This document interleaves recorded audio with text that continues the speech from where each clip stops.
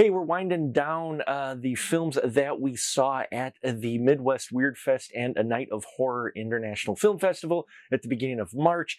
And we've got one for you that is definitely a dramatic film that just surprised me. I went in knowing very little and came out of it very moved and thinking. The film is called Last Weekend. It was part of the Midwest Weird Fest, and director Curtis Anthony Williams giving us the story of Sylvia, who is a Hollywood screenwriter. She had one or two big hits, but nothing after that. But she's still trying her best while struggling with some substance abuse that she has. Well, while a night out, she meets Ethan, who is celebrating his last weekend in LA before he heads off to other cities for a job opportunity. And Sylvia and Ethan hit it off really well. There's immediate sparks, and those sparks soon turn into flames of chaos as Sylvia's ex shows up and causes problems that makes this a tumultuous weekend for both Ethan and Sylvia, and ends in a heartbreaking fashion. Wow, this is a very heavy drama, and Virginia Rand DeWitt puts in a powerhouse performance, and I'm not just using that lightly. The range of emotions and just the strength of her character that comes through on screen really is the backbone of this film. You feel for her. You want to help her. She goes through this such range of different emotions and actions, and just some that are going to be completely shocking, but all of them feel authentic, feel grounded, feel like they are based in reality. And so it's just one of those performances that really surprises you when you're watching the indie films and just how strong it can be.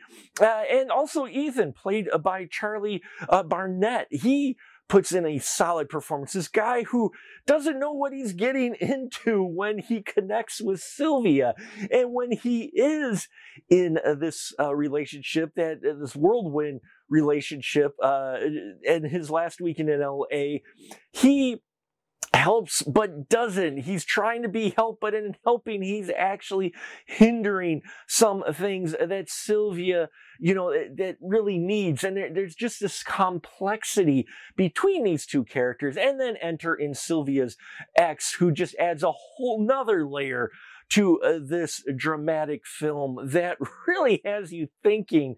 And the weight of it is interesting as well, because these scenes that they shoot are all in like long takes. It's not one continuous take, but many of the conversations and stuff that they have are in long takes, and you don't realize the difference in emotion that can have.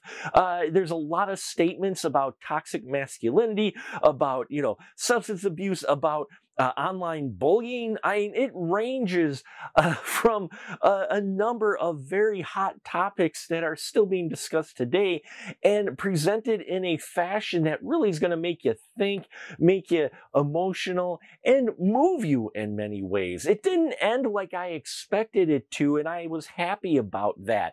I don't normally watch dramas. These usually aren't too much in my wheelhouse, but let me tell you, I am very happy that I saw last weekend.